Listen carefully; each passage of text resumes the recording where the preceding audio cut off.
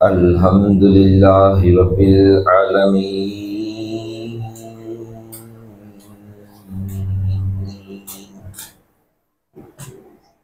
वस्सलातु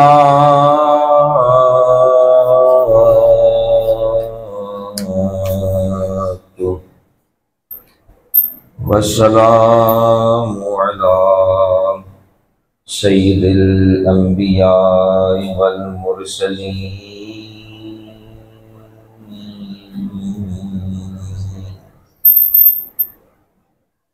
अम्मा बाद फ़ाऊज़ु बिल्लाहि मिनश शैतानिर रजीम बिस्मिल्लाहिर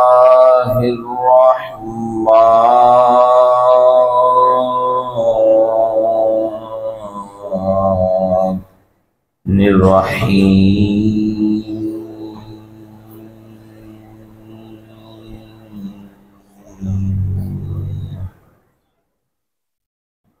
इन्नल्लाह व मलाइकतहु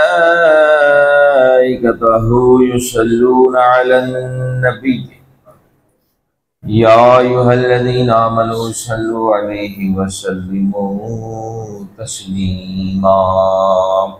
अल्लाहुम्मा सल्लि अला सय्यदिना मौलाना मुहम्मदिन व अला आलि सय्यदिना व मौलाना मुहम्मद व सहाबी सय्यदिना व मौलाना मुहम्मद व बारिक व सल्लिम। अस्सलातु वस्सलामु अलैका या सय्यदी या रसूल अल्लाह व अला आलिका व सहाबिका या सय्यदी या हबीब अल्लाह। बुलंद आवाज़ से दुरूद पढ़। अस्सलातु वस्सलामु अलैका या सय्यदी या नबी अल्लाह व अला आलिका व सहाबिका या सय्यदी या नूर अल्लाह।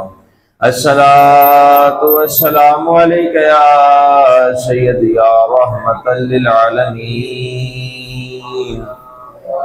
वाला आलिका व सहाबिका या सय्यदी या खातमन नबिय्यीन। अल्लाह तबारक व तआला की हम्द व सलाम और इमामुल अंबिया हुजूर सय्यदना रसूलुल्लाह सल्लल्लाहु अलैहि वसल्लम पर दुरूद व सलाम के बाद मेरे इंतहाई वाजिबुल एहतराम प्यारे भाइयों, प्यारे बुजुर्गों, अस्सलामु अलैकुम व रहमतुल्लाहि व बरकातुहू। हुजूर गौसे आज़म पीरे पीरा हुजूर गौसे आज़म शेख अब्दुल कादिर जिलानी अल हसनी वल हुसैनी रज़ी अल्लाह ताला अन्हों के वालिदैन इंतहाई तक़वे का पैकर थे। आपकी वालिदा माहिदा हज़रत उम्मुल खैर रज़ी अल्लाह ताला अन्हा बड़ी आबिदा, ज़ाहिदा, नेक सीरत खातून थी। इबादत में भी कमाल, तक़वे में भी कमाल। और बताएं कि जिनके घर में अल्लाह तबारक व तआला ने वलियों के सरदार को भेजा हो, फिर उनका क्या मुकाम होगा। बड़ी खुशकिस्मती होती है कि वालिदैन नेक हो, बड़ी खुशकिस्मती होती है। वालिदैन नेक होते हैं तो बच्चे भी नेक होते हैं। और कभी ऐसा भी होता है कि वालिदैन नेक नहीं होते लेकिन बच्चा तक़वे का पैकर होता है, ऐसा भी होता है।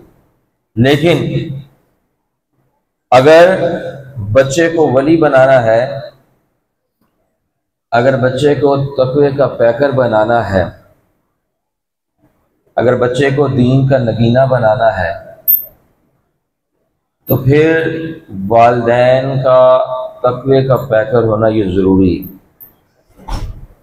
गौसे पाक रज़ी अल्लाह ताला अन्हु की वालिदा माहिदा बड़ी नेक सीरत, तक़वे का पैकर, अल्लाह को मुक़र्रब थी। इनकी शादी हज़रत अबू सालेह मूसा जंगी दोस्त रहमा से हुई थी। वो भी बड़े मुत्तकी और परहेजगार बुजुर्ग थे, अल्लाह के वली, मुकर्रब दोस्त, रब्बे जुल जलाल का कुर्ब रखने वाले थे। अब्बा जी भी वली, वालदा भी वलिया, दोनों तकवे का पैकर। अब इनका निकाह किस साल में हुआ? हज़रत अबू सालेह अलैहिर्रहमा दरिया के किनारे इबादत कर रहे थे। इबादत करते हुए 3 दिन गुजर चुके थे कि दरिया में एक शेर बहता हुआ दिखाई दिया। इबादत कर रहे हैं, 3 दिन से कुछ नहीं खाया। हमें तो एक वक्त का खाना ना मिले तो दूसरी नमाज नहीं पढ़ी जाती, जिस्म कमज़ोर हो जाता है, नमाज पढ़ने की ताकत नहीं होती। इसलिए कहा जाता है कि जब खाना सामने हो और फिर नमाज का भी वक्त हो तो कोशिश करो कि नमाज से पहले खाना खा लो। क्यों? जब नमाज के लिए खड़े होंगे तो तवज्जो खाने की तरफ होगी, फिर वो मुकाम, वो मर्तबा, वो तकवा नहीं मिलेगा, नमाज से वो नूर नहीं मिलेगा।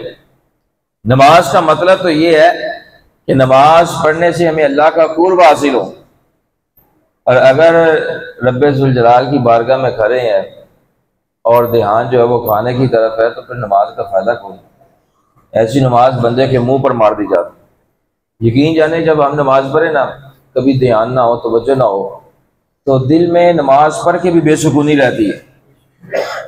यार नमाज पढ़िए फिर भी सुकून नहीं है।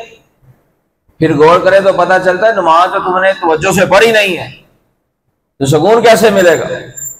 और जब पूरी तवज्जो से, पूरे ध्यान से हर चीज का बाइकाट कर कर जब बंदा रब्बे जुल जलाल की बारगाह में खड़े होता है तो सारा दिन ये दिल जो है पुरसकून होता है, इत्मीनान में होता है, अल्लाह की रहमतों और बरकतों में होता है, नूरानियत पैदा होती है।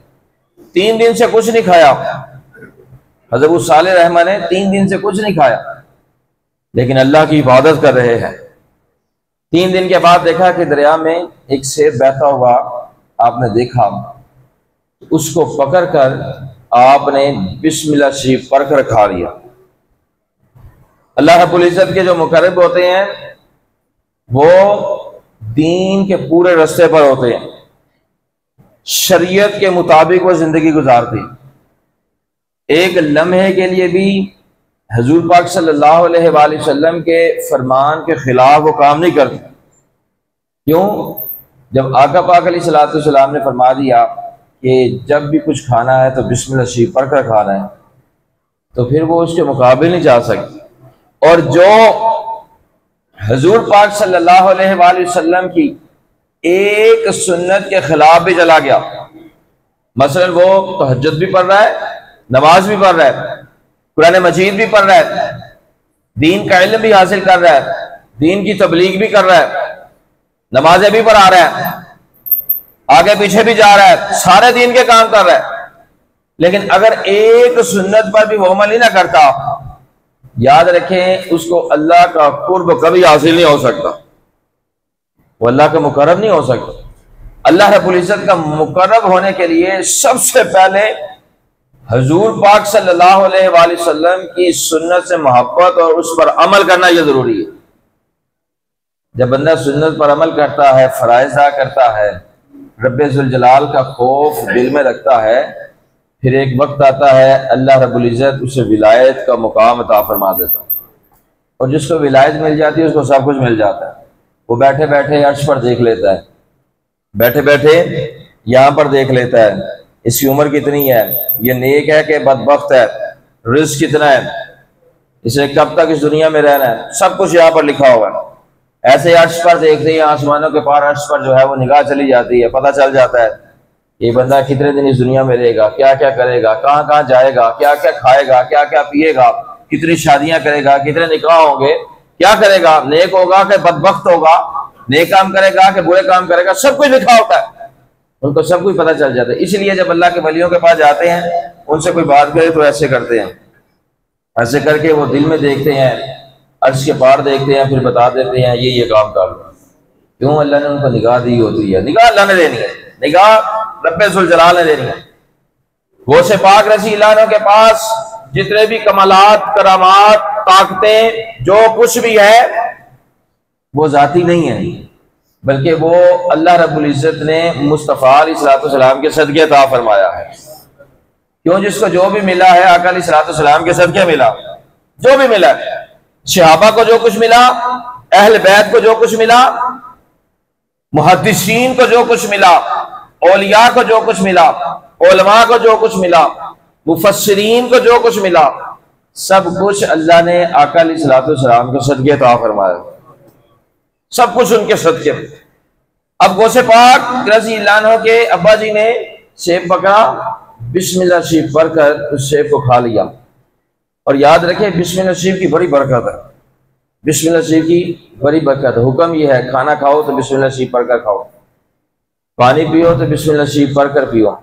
और एक बुजुर्ग फरमाते हैं, शम्सुल मुआरिफ के सफ़ा नंबर 74 पर लिखा हुआ है, फरमाते हैं कि जो बंदा बिला नागा 7 दिन तक बिस्मिल्लाह शरीफ 786 बार अव्वल आखिर एक बार दुरूद शरीफ पढ़कर पढ़ता है, तो अल्लाह के फजल से, बिस्मिल्लाह शरीफ की बरकत से उसकी हर हाजत पूरी हो जाती है, हर हाजत पूरी हो जाती है। 7 दिन तक बिला नागा एक बार दुरूद शरीफ पढ़ना है, फिर 786 मरतबा बिस्मिल्लाह शरीफ पढ़नी है। बैठ जाए कितनी 5, 10, 15 मिनट लग जाए, कर लेना चाहिए। हर बंदा परेशान है, हर बंदा तकलीफ में मुब्तला है, कोई माशी तंगी में है, कोई घरेलू परेशानी में है, तो वजीफे कर लेने चाहिए और पूरी तवज्जो से कर लेना चाहिए। इसके सदके अल्लाह रब्बुल इज़्ज़त जो है वो सारी परेशानियां, तकलीफें, मुसीबतों को ख़त्म फरमा देता है। तो एक बार दुरूद शरीफ पढ़ें अव्वल, एक बार आखिर में, दरमियान में 786 मरतबा बिस्मिल्लाहिर्रहमानिर्रहीम पढ़ें। तो बुजुर्ग फरमाते हैं, शेख अबुल अब्बास अलैहिर्रहमा फरमाते हैं कि अल्लाह करीम उसकी हर हाजत पूरी फरमाएगा, हर हाजत पूरी हो जाएगी। अब वो हाजत खां किसी भलाई के पाने की हो, या बुराई को दूर करने की हो, या कारोबार चलाने की हो, जो भी नीयत रखेंगे अल्लाह उसकी हाजत पूरी फरमा देगा। कारोबार नहीं चल रहा तो ये वजीफा करें, कारोबार नहीं चल रहा तो ये वजीफा करें, कोई भलाई पानी है ये वजीफा करें, किसी बुराई को दूर करना है तो ये वजीफा करें, अल्लाह करम फरमा देगा। और कंजुल माल में आता है कि सैयदना अबू हुरैरा रज़ी अल्लाह ताला अन्हु फरमाते हैं कि हुजूर पाक सल्लल्लाहु अलैहि वसल्लम ने इरशाद मुबारक फरमाया कि जिस अहम काम की इब्तिदा बिस्मिल्लाहिर्रहमानिर्रहीम से ना की गई हो तो वो अधूरा काम रह जाता है।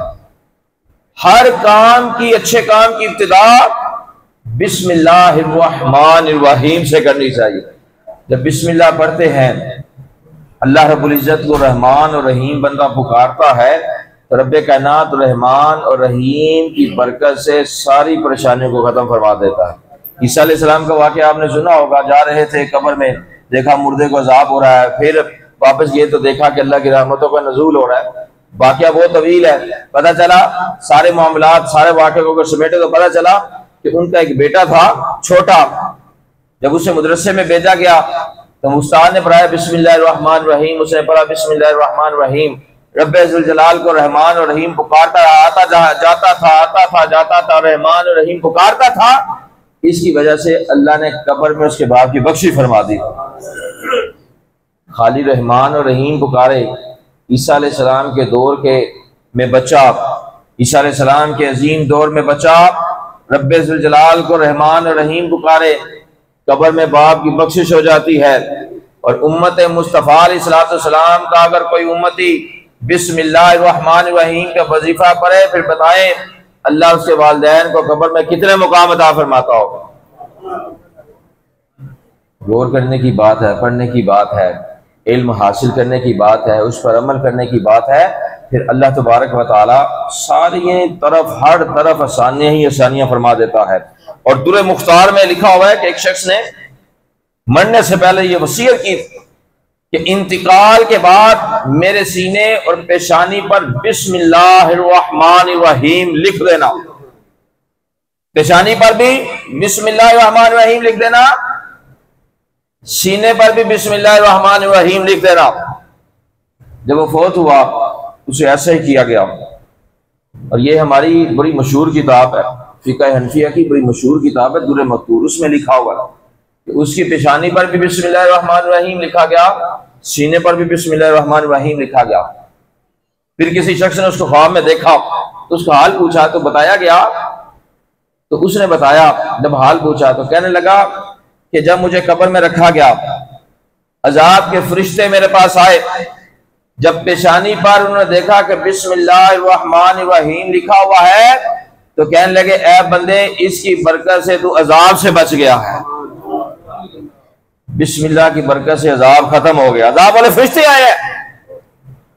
लेकिन जब बिस्मिल्लाह शरीफ लिखी उन्होंने देखी तो सारे अजाब जो है वो खत्म हो गए। अगर बिस्मिल्लाह शरीफ इधर लिखी हो तो अजाब खत्म हो जाता है। अगर दिल में बिस्मिल्लाह शरीफ का वजीफा पढ़े फिर अल्लाह की तरह मुकाम अता फरमाए। तो गौसे पाक रज़ी अल्लाह ताला अन्हु, आखिरी बात, अब्दुल्लाह बिन अब्बास रज़ी अल्लाह ताला अन्हुमा फरमाते हैं कि जब इमाम जलालुद्दीन सूती रहमतुल्लाह ताला ने लिखा है, जब उस्ताद बच्चे से बिस्मिल्लाह शरीफ पढ़ने को कहता है, बच्चे को मदरसे में दाखिल कराते हैं, उस्ताद कहता है, बच्चे बेटा पढ़ो बिस्मिल्लाहिर्रहमानिर्रहीम।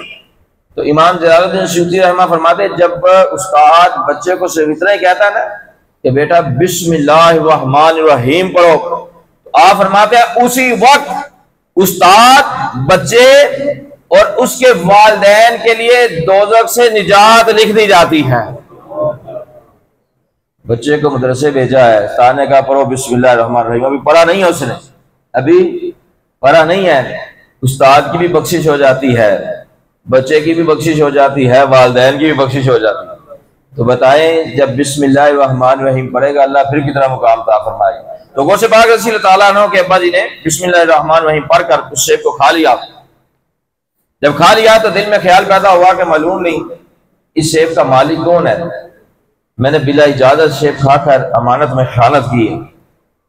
ख्याल आते ही उठ खड़े हुए, जिस तरफ से सेब आ रहा था उस तरफ से चल पड़े। यहां से सेब आ रहा था, ऐसे ऐसे चल पड़े। दरिया के किनारे कुछ सफर तय किया तो देखा कि एक बाग दिखाई दिया जिसमें सेबों का एक दरख्त था, जिसकी शाखों से सेब जो है वो दरिया में गिर रहे थे। आपने वहां से पूछा कि इस बाग का मालिक कौन है, तो पता चला कि बाग के मालिक जिलान के रईस सैयदना अब्दुल्लाह सोमई रहमा है। हज़रत सैयदना अब्दुल्लाह सोमई रहमा भी अल्लाह के मुकर्रब वली हैं, उसके दोस्त हैं, तकवे का पैकर है। हज़रत साले रहमा अब्दुल्लाह सोमी रहमा की बारगाह में हाजिर हुए और बिला इजाजत सेब खाने पर माफी चाही। सैयदना अब्दुल्लाह सोमी रहमा भी समझ गए कि ये कोई अल्लाह का मुकर्रब बंदा है, ये कोई तकवे का पैकर है कि एक सेब माफ कराने के लिए मेरे पास आ गया। आज माशरे में देखा जाए तो कोई ख्याल नहीं किया जा, दूर ना जाए, सिर्फ ये फलों की रेहड़ियों में चले जाए। फल लेते हैं तो ऐसे पकड़ के खा लेते हैं, फल लेते हैं तो ऐसे पकड़ के खा लेते हैं, अंगूर पकड़ा तो वो भी खा लिया, पूछा ही नहीं है। और ये जो तुमने बगैर पूछे खाया है इसका हिसाब देना होगा, ये माफी नहीं है। और फिर फल बेचने वाले भी इतने बादशाह हैं कि जो चीज सामने लगी होती है उसका रेट लगाते हैं और डाल अंदर से देते हैं। धोखे पे धोखा, धोखे पे धोखा। और हुजूर पाक सल्लल्लाहु अलैहि वसल्लम ने वाज़ह तौर पर फरमा दिया, इमाम मुस्लिम ने मुस्लिम शरीफ में लिखा कि आका पाक अलैहिस्सलातु वस्सलाम ने फरमाया, जिसने हमारे साथ धोखा किया वो हम में से नहीं है। जिसने धोखा किया वो हम में से नहीं है। जिसका जो जो काम है वो देख ले कि वो किस किस काम में कौन कौन सा काम कर रहा है, कहां कहां धोखा दे रहा है। अगर वो धोखा दे रहा है तो आका अलैहिस्सलातु वस्सलाम ने फरमाया वो हम में से नहीं है। और सिद्दीक़ अकबर रज़ियल्लाहु अन्हु एक रिवायत में फरमाते हैं कि आका पाक अलैहिस्सलातु वस्सलाम ने फरमाया कि धोखेबाज, एहसान जताने वाला और बखील ये सारे जन्नत में दाखिल नहीं होंगे। जब आका पाक अलैहिस्सलातु वस्सलाम ने फरमा दिया जन्नत में दाखिल नहीं होंगे तो फिर नहीं होंगे।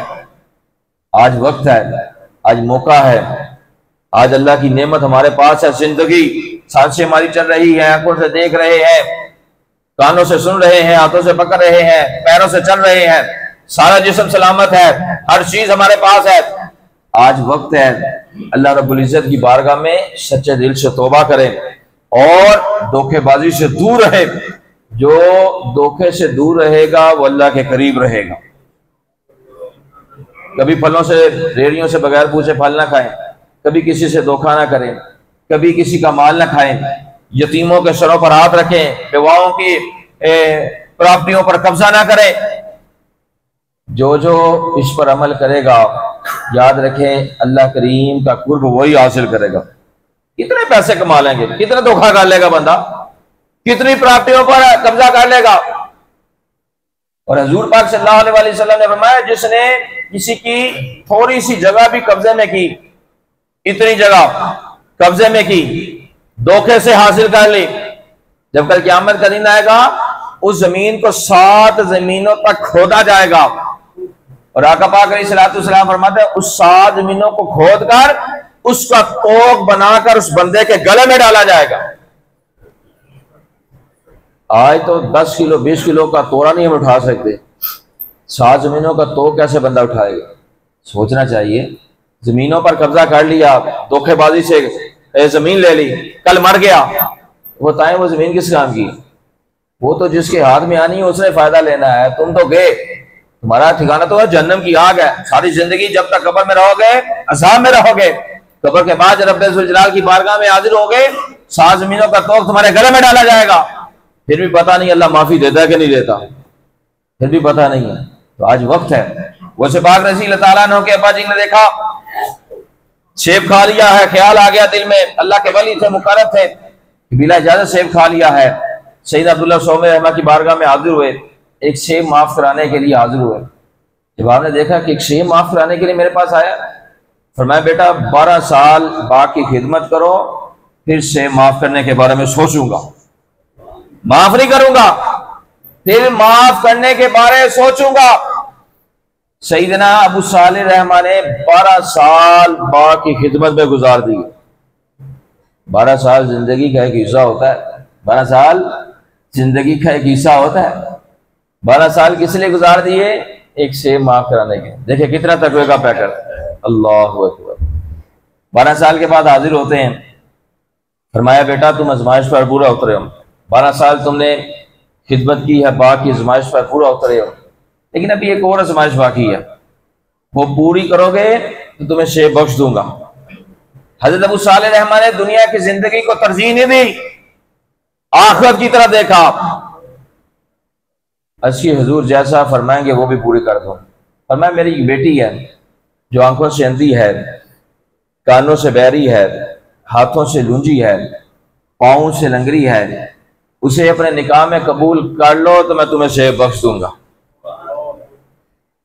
आज तो हम रिश्ता देखने जाएं, किसी का नाखून ठीक ना हो तो रिश्ता रिजेक्ट हो जाता है। कोई एक आंख से कम देखता हो तो रिश्ता रिजेक्ट। आज तो हमारा ये हाल, रिश्ता देखने जाते हैं, कोई रिश्ते वाली बताए ना वो फुलान लड़की है जरा एक आंख से कम देखती है, रिश्ता देखने नहीं जाते। अबू सालिह रहमा का तकवा देखें, सुन रहे हैं कि आंखों से भी अंधी है, आंखें भी नहीं है, हाथ भी नहीं है, पाँव भी नहीं है, सुनती भी नहीं है, उससे मैं निकाह कर रहा हूं। आपने दुनिया की जिंदगी को तरजीह नहीं दी, क्यों? उनके दिल में आखिरत का खौफ था। जिस बंदे के दिल में आखिरत का खौफ होता है, अल्लाह रब्बुल इज्जत उसे दोनों जहानों की नेमत अता फरमा देता है। और जिसके दिल में आखिरत का डर खौफ नहीं होता, वो दुनिया में भी रुसवा है, कब्र में भी रुसवा है, रोज़े माशर भी रुसवा है। आपने इसको भी कबूल फरमा लिया, निकाह हो गया। निकाह के बाद जब आप कमरे में गए, पहली मर्तबा आपने बीवी को देखा कमरे में तो वो हसीनो जमील औरत बैठी हुई, फौरन कमरे से बाहर निकल गए, ठहरे नहीं, कमरे से बाहर निकल कर हज़रत सैयद अब्दुल्लाह सौमी रहमा की बारगाह में हाजिर हुए कि हुजूर आपने तो फरमाया था कि वो आंखों से अंधी है, कानों से बहरी है, हाथों से लूंजी है, पाँव से लंगड़ी है, लेकिन वो तो हसीनो जमील औरत है। आपने फरमाया बेटा यही मेरी बेटी और तुम्हारी बीवी है। इसकी जो सिफात मैंने बयान की थी उनका मतलब ये था कि वो आंखों से अंधी इस वजह से है कि आज तक उन्होंने किसी गैर मर्द को नहीं देखा, हाथों से लूंजी इस वजह से है कि आज तक उन्होंने शरीयत के खिलाफ काम नहीं किया, कानों से बहरी इस वजह से है कि आज तक उन्होंने कोई खिलाफ हक बात नहीं सुनी, पाँव से लंगड़ी इस वजह से है कि आज तक जरूरत के बगैर उन्होंने घर से बाहर कदम नहीं रखा। खुदा की कसम, जब रब्बे कायनात ऐसे जोड़े बनाता है तो तो फिर बेटे भी गौसे बारिया से पैदा फरमाता है। जब वालिदैन तकवे का पैकर हो तो फिर बेटे भी अल्लाह वली अता फरमाता है। अगर चाहते हैं कि हमारे बच्चे भी वली हो, आज हमें भी तकवे का पैकर होने की जरूरत है। जब तकवे का पैकर होंगे, जब सुन्नत मुस्तफ़ा अलैहिस्सलाम पर अमल करते हुए मोहब्बत करते हुए ज़िंदगी गुजारेंगे, अल्लाह हमारी औलाद को भी नेक फरमाएगा। अल्लाह तबारक व तआला हमारी हाज़िरी को अपनी पाक बारगाह में कबूल मंजूर फरमाए। आमीन। वाखिर दावाना अल्हम्दुलिल्लाह।